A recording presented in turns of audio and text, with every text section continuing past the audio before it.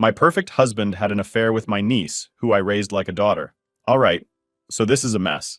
I feel stupid for not realizing sooner. But I guess hindsight really is 20/20ths.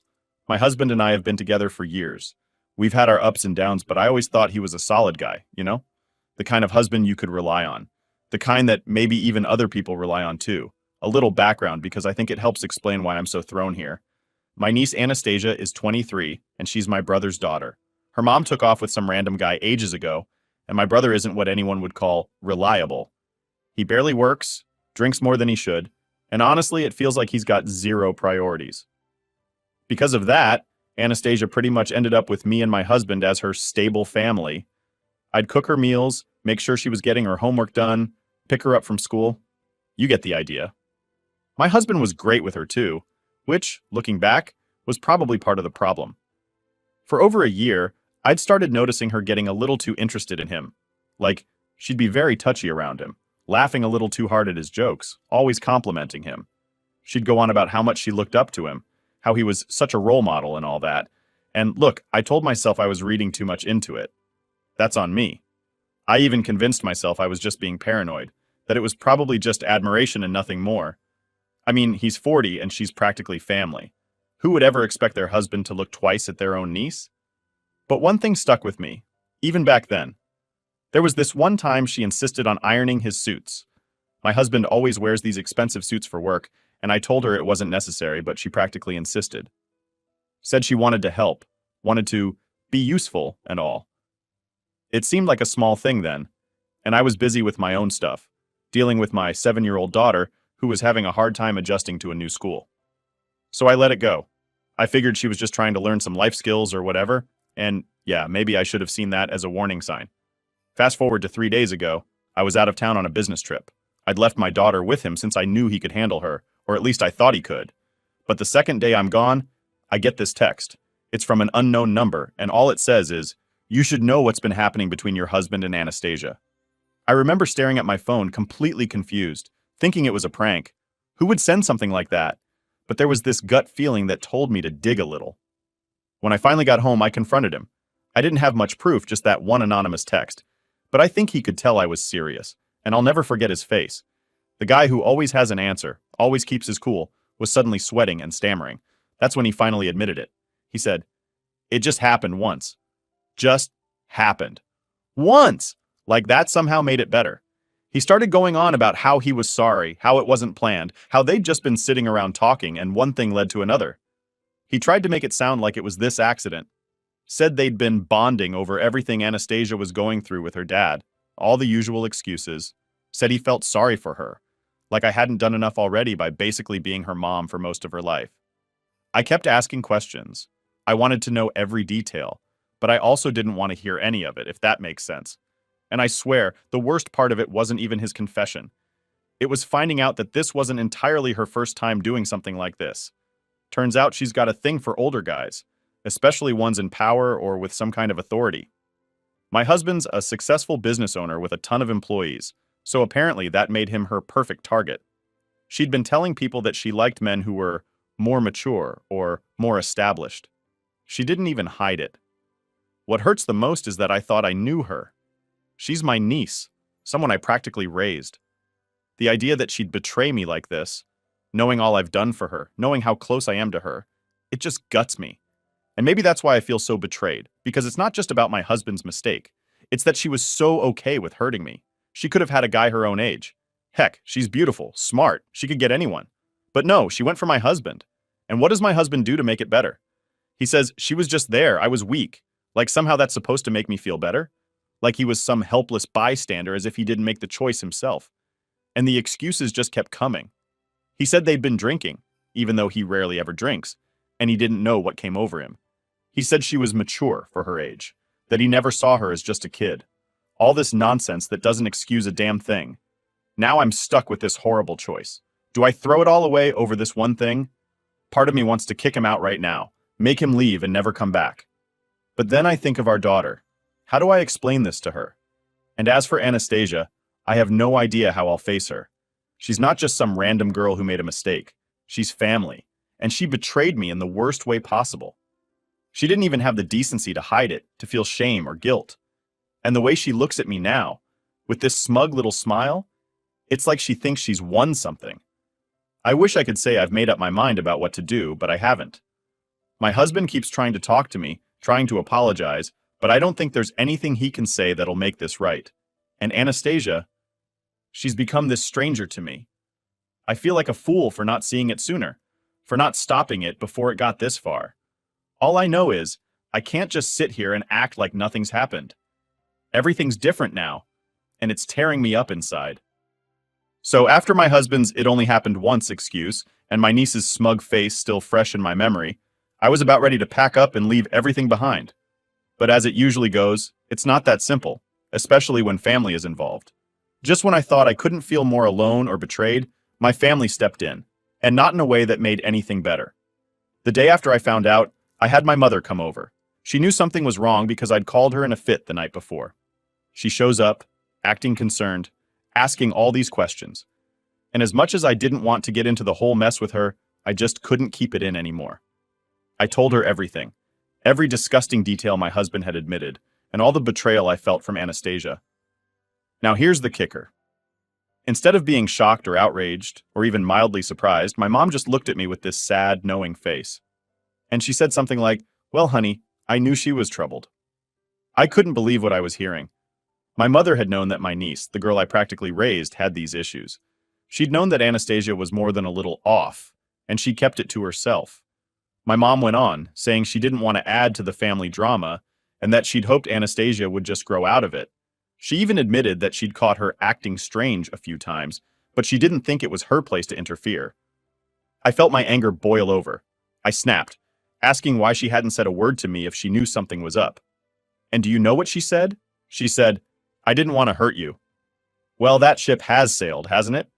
So here I am, realizing that not only did my husband and niece betray me, but my own mother had been hiding things from me too. It's like every single person in my life decided to keep me in the dark. As if things weren't bad enough, my brother, Anastasia's useless father, decides to make an appearance. Now my brother has always been a mess. He barely holds a job, drinks like it's a hobby, and anytime something goes wrong in his life, he expects someone else to clean it up.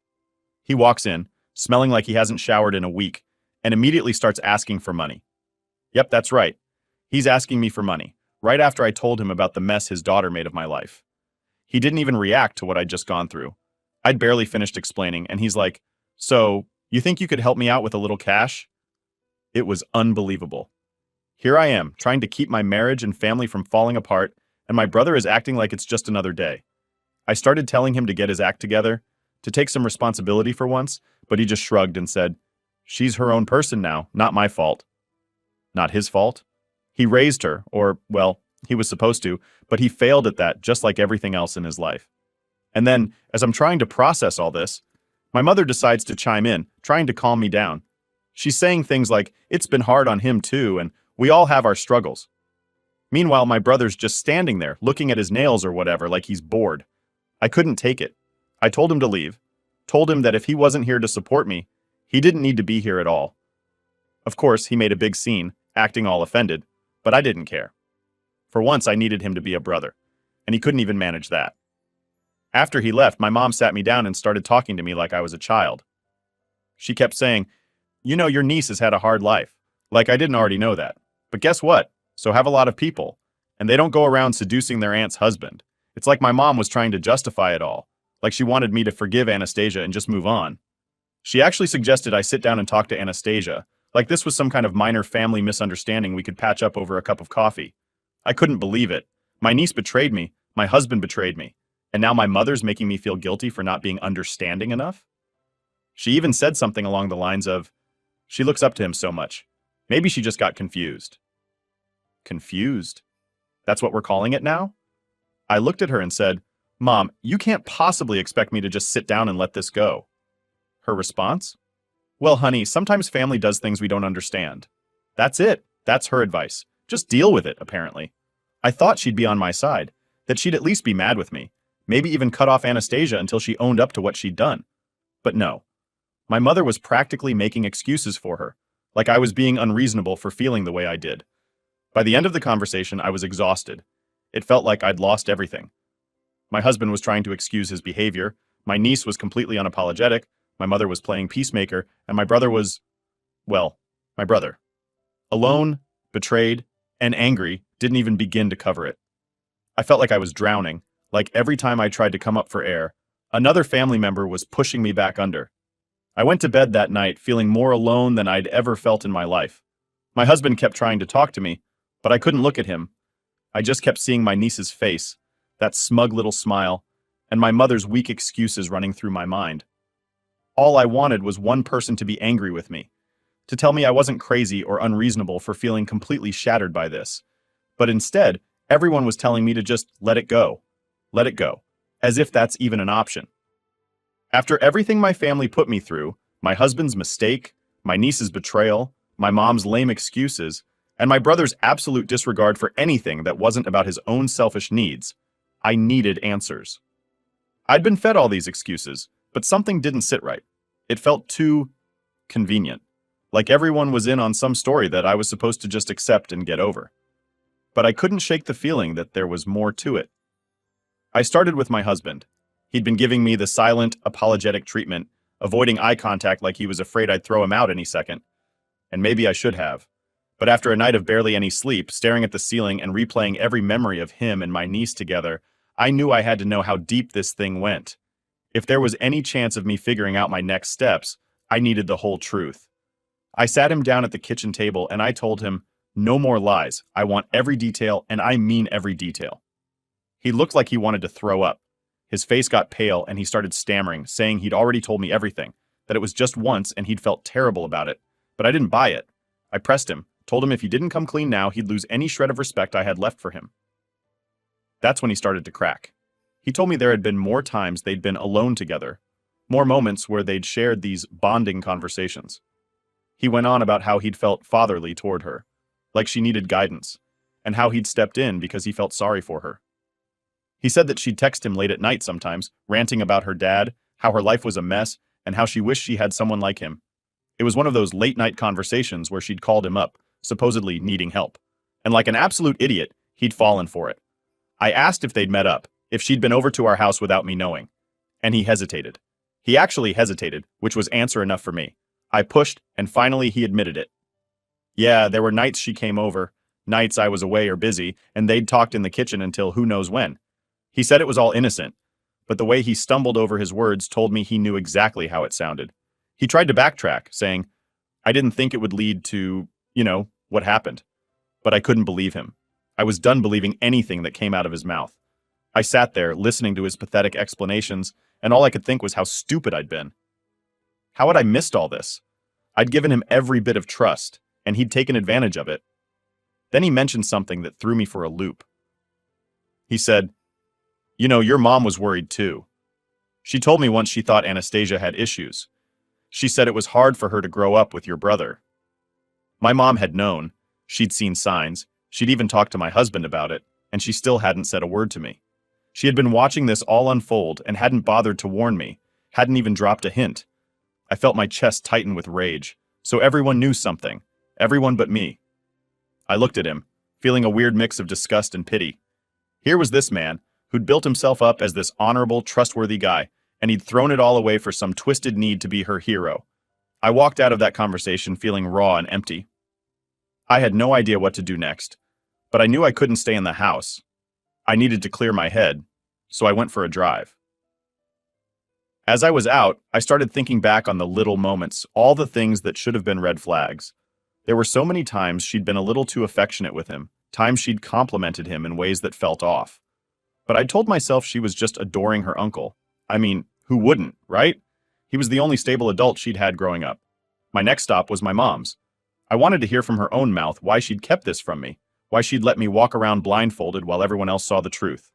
When I got there, she seemed uncomfortable, like she knew why I was there. She didn't even let me sit down before she started talking. Look, I didn't want you to get hurt, she said, almost in a whisper. I thought she'd outgrow it. I thought if I kept an eye on her, she'd stay in line. Stay in line? I said, barely keeping my voice steady. Mom, she seduced my husband. How is that staying in line? She gave me this sad, resigned look and said, I didn't know it would go this far. She went on about how Anastasia had always been a troubled kid, how she'd had issues since her mother left, and how I was so busy with my own family that maybe I hadn't noticed. like it was somehow my fault that she'd ended up like this. I couldn't take anymore.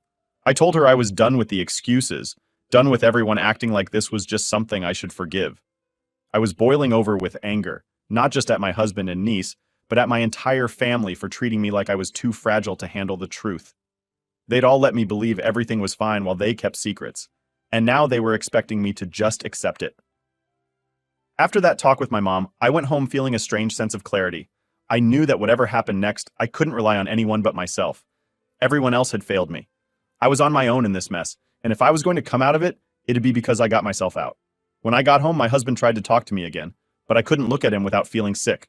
I told him I needed space, that I didn't want to hear any more apologies or explanations. He tried to argue, saying he just wanted to make things right, but I was done listening. I went to our bedroom, locked the door, and spent the rest of the night wondering how everything had fallen apart so completely, how I'd ended up here with no one left to trust. That was the night I realized I'd never be able to look at my family the same way again. I don't know what finally snapped inside me, but after that mess of a conversation with my mom, I was done playing nice.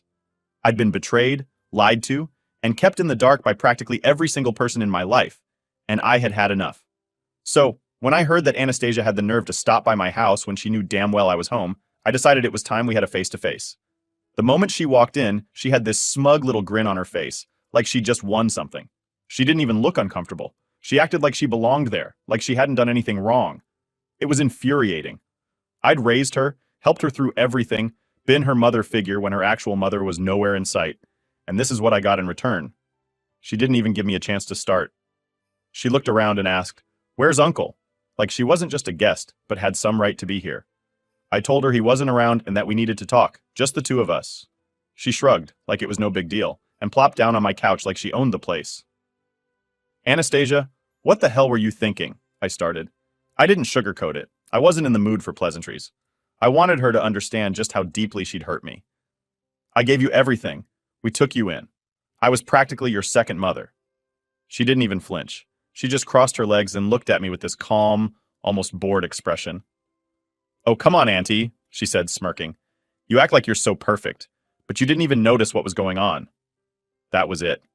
I felt my blood boiling. "You think this is funny? You think you can just waltz in here and act like this is a game? You went after my husband, Anastasia. My husband!" I couldn't even control my voice anymore. I wanted her to feel every ounce of my anger. She didn't seem bothered at all. She just sighed and looked at her nails like I was boring her. "You're so dramatic," she muttered, barely even looking up. "Maybe if you hadn't been so busy with your perfect little life, you would have noticed that Uncle needed someone who actually appreciated him." I couldn't believe the audacity. Here she was, throwing everything in my face, twisting the knife as if she was the victim in all of this. "Appreciated him? What are you talking about? Your family. He's your uncle.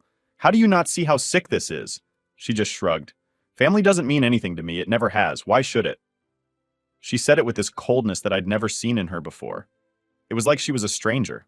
No, worse, like she was some kind of manipulative predator.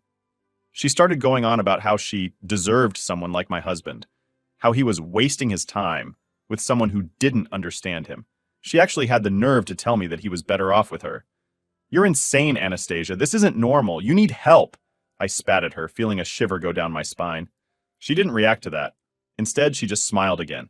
That smug, infuriating smile that made me want to scream. And then, she dropped the bomb that nearly knocked the wind out of me. "He doesn't love you, you know. He's just with you out of pity. We talked about it, and he told me how miserable he is, how he feels trapped with you. He said he'd leave you if it weren't for your daughter." I wanted to scream, to throw her out, to do something, but I just froze. I knew she was trying to hurt me, trying to get under my skin, but part of me couldn't shake the fear that maybe, just maybe, there was a grain of truth in her words. That was her game, after all, using any weakness she could find and twisting it into a weapon. She leaned back, watching me struggle to keep my composure, and then went on. "You're so focused on what you think I did wrong, but maybe you should take a look at yourself. I mean, if he's so happy, why would he come to me?" I was done. I couldn't let her sit there acting like she had all the control. I stood up and told her to leave, my voice barely steady. "You need to get out. You're not welcome here, not anymore. You're sick, and I don't want you anywhere near my family." And for the first time, I saw a flicker of something on her face that wasn't pure confidence. Anger. She jumped up, Her calm act shattered and started throwing every nasty thing she could think of at me. She told me I was pathetic, that my husband was with her because I was too old and too boring to keep his attention. She accused me of treating her like a charity case, of making her feel less than, just because I took care of her. Then she went too far. She picked up a photo of my daughter off the table, looked at it, and sneered. I feel sorry for her, having you as a mom. Maybe if you'd put half as much effort into your own family as you did trying to save me, none of this would have happened. I saw red. I lunged forward, grabbed the photo from her, and pointed to the door. Get out. Now. Before I do something I regret. She stormed out, muttering something under her breath, and slammed the door behind her. I stood there, shaking, clutching the photo, and feeling like my whole world had come crumbling down. I'd lost my husband's loyalty, my niece's respect, and apparently, even my own family thought I was in the wrong for not understanding her. But standing there in that silent, empty house, I realized something important. I didn't need any of them. I didn't need the husband who betrayed me, the niece who manipulated me, or the family who enabled them. I'd spent so long trying to hold everything together, but maybe it was time to let it fall apart. Maybe it was time to stop being the one who fixed everything and start looking out for myself. As I locked the door, I took one last look around and felt something I hadn't felt in days. A spark of clarity. They'd all tried to break me, to make me question my own reality, but I was still standing. And if they thought I was just going to roll over and let them control my life, they were dead wrong. No more lies, no more manipulation, no more fake family loyalty. After throwing Anastasia out of my house and watching her disappear down the driveway, I felt like I could finally breathe. But the moment of clarity didn't last long because I still had a mess of a life to clean up. The reality of what had happened hit me hard. My husband betrayed me, my niece turned out to be a stranger, and my family was more interested in keeping the peace than supporting me. I was left with one question. What now? I knew I couldn't keep pretending everything was fine, and there was no way I could stay in the same house with my husband. Not after everything he'd done and all the lies he'd told. I thought back to all the times he'd looked me in the eye and made me feel like I was his priority, like our family was his top priority. Now I knew those were just empty words, as hollow as his apologies. I needed to put some distance between us, clear my head, and figure out what I wanted. The first step was telling him to leave.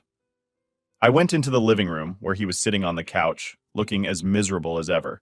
He opened his mouth like he was about to say something, but I didn't give him the chance. You need to pack a bag and go, I told him, my voice surprisingly calm. I don't care where you go, but you're not staying here tonight. I need space, and I need time. You've taken enough from me, and I need to start taking something back. He looked at me like he'd just been slapped. Where am I supposed to go? He asked, like that was my problem. Not my concern, I replied, not breaking eye contact. Find a hotel, stay with a friend, I don't care, just get out. It felt strangely empowering, watching him scramble to come up with a response. For once, he didn't have an excuse ready, no justifications, no empty promises to make it all better. He knew he couldn't fix this, and I could tell by the look on his face that he finally got it. After he'd packed his things and left, the silence in the house was almost deafening. But I felt something else mixed in with that silence. A sense of relief. I wasn't about to start pretending this was easy, but getting him out of the house felt like the first step toward reclaiming my own space, my own life. I went from room to room, feeling the weight of all the memories pressing down on me. Some part of me wanted to burn it all down, but I knew that was just the anger talking. I didn't need to destroy everything. I just needed to take back what was mine. That night, I did something I hadn't done in days. I took out my laptop and started researching divorce lawyers. I didn't want to rush into anything, but I knew I needed to be prepared. If this was going to end, it would end on my terms. I wasn't about to let him play the victim or twist this story around to make it seem like some kind of mistake we could just get over. I'd sacrificed too much to just let him walk away without consequences. The next day, I decided it was time to talk to my daughter. She'd seen the tension, heard the arguments, and I didn't want her to think this was normal. I sat her down, kept it simple, and told her that her dad and I needed to spend some time apart. I told her it wasn't her fault, that we both loved her and always would. Watching her little face struggle to understand broke my heart. I'd done everything I could to protect her from this mess, but here she was, caught in the middle. That's when I realized this wasn't just about my husband and me. I was making these decisions not only for myself, but for her. I wanted her to grow up in a home where people respected each other, where trust meant something. I wasn't willing to teach her that it was okay to let people betray you and just let it go. She deserved better than that, and so did I. After that, things felt a little clearer. I started making calls, setting up consultations with a few attorneys, and organizing everything I needed to start moving forward. It was overwhelming, to say the least. Every phone call, every form I filled out was a reminder of how much I'd lost, of how everything I thought I'd built with this man had just crumbled to dust. But there was also a strange comfort in it, knowing I was taking control, that I wasn't just sitting around hoping things would magically fix themselves. Throughout all of this, my family was eerily silent. I hadn't heard from my mom since the day I confronted her, and honestly, I didn't care. Her excuses, her way of sweeping things under the rug, it was part of what led me here in the first place. I didn't need her support, if that's what she called it. I was done letting her tell me to look the other way, to be understanding about things that were unacceptable. Then, just when I thought I could move forward without any more drama, I got a message from my brother. He had the audacity to ask me for help. Apparently, he'd heard through the grapevine that I'd kicked my husband out, and he wanted to talk. I couldn't help but laugh. The man who'd shown zero empathy, who'd brushed off his daughter's actions like they were a joke, now wanted my help. It was ridiculous. But I was done with him too. I told him that he and Anastasia were no longer part of my life, that they had crossed a line they couldn't come back from. And you know what? He didn't even argue. He just said fine, like he was relieved he didn't have to pretend to care anymore. That was it. Another bridge burned, another tie severed. After that, I felt an odd sense of closure. I'd always believed in keeping family close, no matter what, but this situation showed me that not everyone deserved a place in my life. Sometimes, family wasn't about blood. It was about respect, trust, and loyalty. And if those things weren't there, then what's the point? By the time the weekend rolled around, I was feeling lighter. It's not like all the pain had disappeared. That would take time. Probably more time than I wanted to admit. But I'd taken the first steps. My husband was out of the house, my family was out of my life, and I was starting to rebuild on my terms. As I stood in my now quiet home, I felt something I hadn't felt in weeks: peace. It was a new kind of peace, one that came from knowing I was done sacrificing my own happiness for people who didn't deserve it. I knew the journey ahead wouldn't be easy, but for the first time, I was ready for it. I was done looking back. And just like that, I knew I'd finally taken my life back. Update. It was only a matter of time before Anastasia's choices caught up with her, and now, they finally have. Word got around that she got tangled up with another married man, except this time the wife wasn't about to sit back and let it slide. She confronted Anastasia, and things got ugly. Really ugly. Apparently, the wife went after her hard, enough to land Anastasia in the hospital with a broken nose and bruises everywhere. And the guy she'd been with? Divorced, apparently. I guess Anastasia isn't his perfect woman now that he's single. I wasn't surprised, not one bit. Part of me thought, this is what happens when you make a career out of going after other people's husbands. But it didn't take long for my mom to start with the phone calls, the guilt tripping, and the same old family speech I've heard 1,000 times before. She's really sorry, you know, my mom said the second I picked up the phone. She's been through a lot, and she just needs her family right now. She wants to apologize to you to make things right. But I wasn't having it. Sorry? I laughed bitterly. Where was this sorry when she was tearing my family apart? Where was it when she decided to make my life hell? She's been in so much pain, Mom kept going, not even hearing me. And now she's stuck in that hospital bed. You don't have to forgive her, but at least let her apologize. Just visit her once. It's all she's asking for. I took a deep breath, feeling that familiar anger bubbling up again. Mom, I'm not interested. She's paying for her own choices now, and I'm done pretending she's some victim. She made her bed. Now she can lie in it. Please, she pushed, her voice turning pleading. She's family. That was the last straw. No, Mom, she destroyed this family, and now you're asking me to come and comfort her? I'm done with her. And if you keep pushing this, I'll be done with you, too. I hung up, feeling a strange sense of relief. Maybe that sounds cold, but the truth is, I don't have any sympathy left for Anastasia. She crossed every line, threw away every bit of love and support I'd ever given her, and turned my life into a nightmare. So no, I won't be visiting her. I won't be showing up to accept her apology or make her feel better about what she's done. She wanted to play with people's lives, wreck homes, and act like it didn't matter.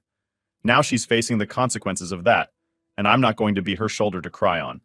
As far as I'm concerned, I've moved on, and I'm keeping it that way.